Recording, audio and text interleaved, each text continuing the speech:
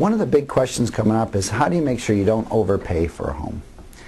And this is part of the ongoing financial crisis that's going on in the marketplace today, is from all the buyers that really paid too much for a home. Now the question is, how did they know they paid too much? Well, first of all, it's not about paying too much for the house, but it's probably more in lines with buying more than you can afford. Now, the issue in the early 2000s to the mid 2000s was the lenders that offered the financing were very lax in how they loaned money. Today they're much more restrictive. So fortunately today it's a little more difficult to get yourself in trouble. But I would say it's extremely important to know what you feel you can afford, what the bank says you can afford, and match those two numbers together and see how they compare from your own perspective. Number two, in relationship to affordability, make sure you understand what the loan may do 3, 4, 5 years from now. Is the payment going to be fixed? Is it going to go up? And if it does go up, how much is it going to go up? And will it stay within your affordability range?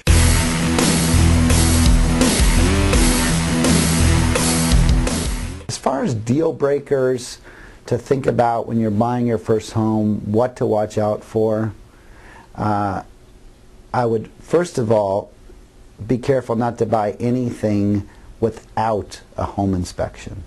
Make sure you have time allotted for a home inspection. If there's any significant repairs that have to be done, you want to be sure before you're committed to that purchase that you have the financial ability to pay for those repairs.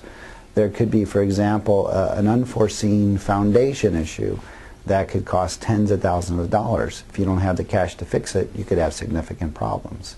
So just be sure on any purchase you make, you have time allotted to do your home inspections and hire a professional to do those inspections.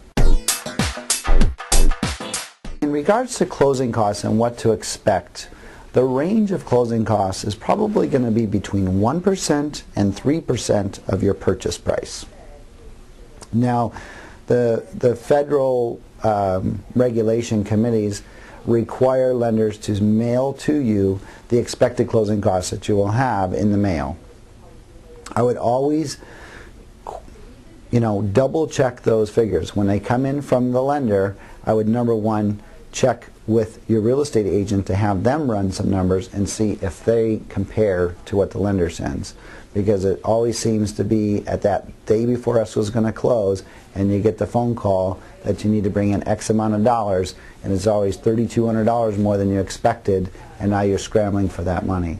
So it's always a good idea to have those numbers double checked, once by your lender, and number two by your real estate agent.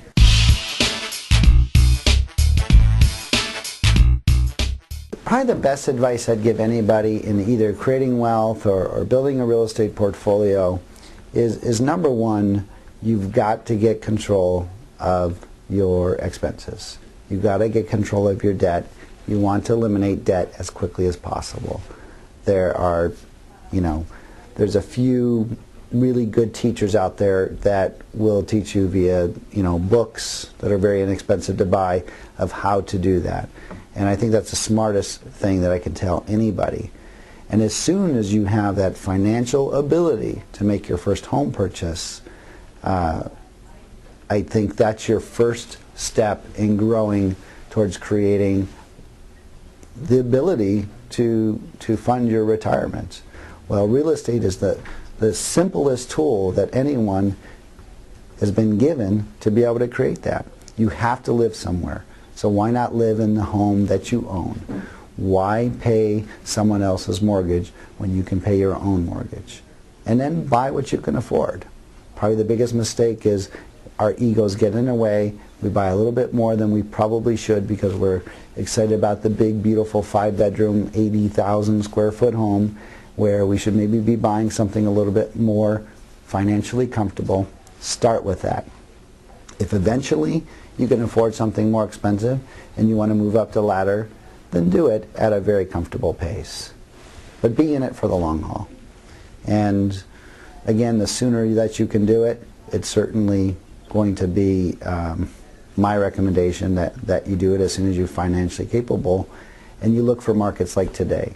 Why? Because we've seen deflation in prices, which means prices are down right now. Number two, interest rates are at an all-time low, and there's no question that they will go up. It's not whether they'll go up, it's just when. So you have low prices, low interest rates, creating really the perfect opportunity to purchase real estate. This is Ed Kaminsky at Shorewood Realtors here in Southern California, Manhattan Beach, just outside of Los Angeles.